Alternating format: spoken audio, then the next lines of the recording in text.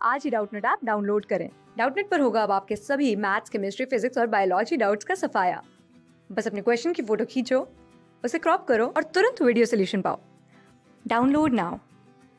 यहाँ पर हमसे पूछा गया है कि ऐसा क्यों है कि जिम्नोस्पर्म्स के पास सीड्स होते हैं लेकिन फ्रूट्स यहाँ पर नहीं होते।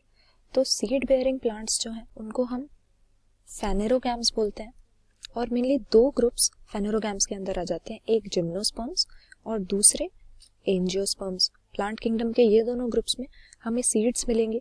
और सीड होता क्या है?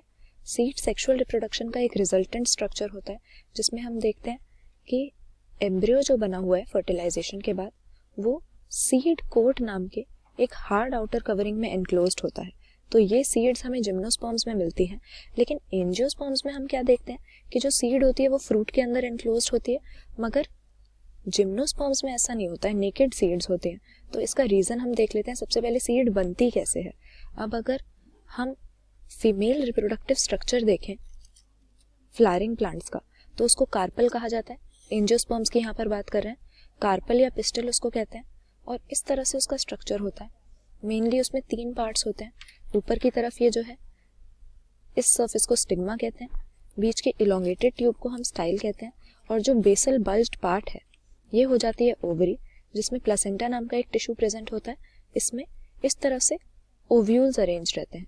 तो फर्टिलाइजेशन के बाद क्योंकि एम्ब्रियो सैक ओव्यूल के अंदर ही प्रेजेंट होता है, तो इसी ओव्यूल में जो एग प्रेजेंट है वो एग एम्ब्रियो में बदल जाता है और ओव्यूल्स बदल जाते हैं सीड्स में। तो फर्टिलाइजेशन के बाद ओव्यूल ही सीड में डेवलप हो जाता है और जो ओवरी है वो फर्टिलाइजेशन के बाद बन जाएगी राइप होके फ्रूट।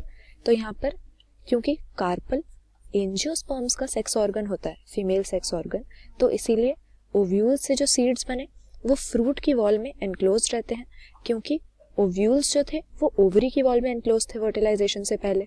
लेकिन जिम्नोस्पर्म्स में हम ऐसा नहीं देखते, उनके जो ओव्यूल्स होते हैं वो ओवरी की वॉल में एनक्लोज नहीं होते। इसीलिए हम कहते हैं कि नेकेड ओव्यूल्स होते हैं। तो जब ओवरी ही नहीं है तो फ्रूट कैसे बनेगा? क्योंकि ओवरी ही फ्रूट बना रही है फर्टिलाइज होने के बाद। इसीलिए नेकेड ओव्यूल्स की प्रेजेंस की वजह से सीड तो हो जाती है, क्योंकि ओव्यूल से सीड बनती है, लेकिन फ्रूट डेवलपमेंट यहाँ पर नहीं होती क्योंकि ओवरी प्रेजेंट नहीं होता या ओव्यूल्स नेकेड होते हैं, ओवरी वॉल में एनक्लोज नहीं होते। तो किस स्ट्रक्चर की लैक की वजह से यहाँ पर फ्रूट नहीं है? ओवरी नहीं थी, इसीलिए फ्रूट भी नहीं बना, क्योंकि ओवरी ही राइप होकर फ्रूट बनती है। इसीलिए यहाँ पर ऑप्शन सी हम सही आंसर मार्क कर देंगे। ओव्यूल तो इसके पास था, ये सही आंसर नहीं होगा। एम्ब्रियो भी प्रेजेंट है, क्योंकि सीड का मतलब ही यही होता है कि एम्ब्रियो उसमें होगा, यंग प्लांट प्रेजेंट होगा, और जब भी उसको फेवरेबल कंडीशंस मिलेंगे तो जर्मिनेट होकर वो नया प्लांट बना देगा। और कॉटिलेडन भी हमें सीड में मिलते हैं। तो यहाँ पर ऑप्शन सी सही आंसर है। जिम्नोस्पर्म्स में फ्रूट क्यों नहीं होता? क्योंकि इनमें ओवरी नहीं होती। क्लास 6 से 12 से लेके नीट, IIT, जेईई मेंस और एडवांस के लेवल तक 10 मिलियन से ज्यादा स्टूडेंट्स का भरोसा। आज ही डाउनलोड करें डाउटनेट ऐप या व्हाट्सएप कीजिए अपने डाउट्स 8400 400 400 पर।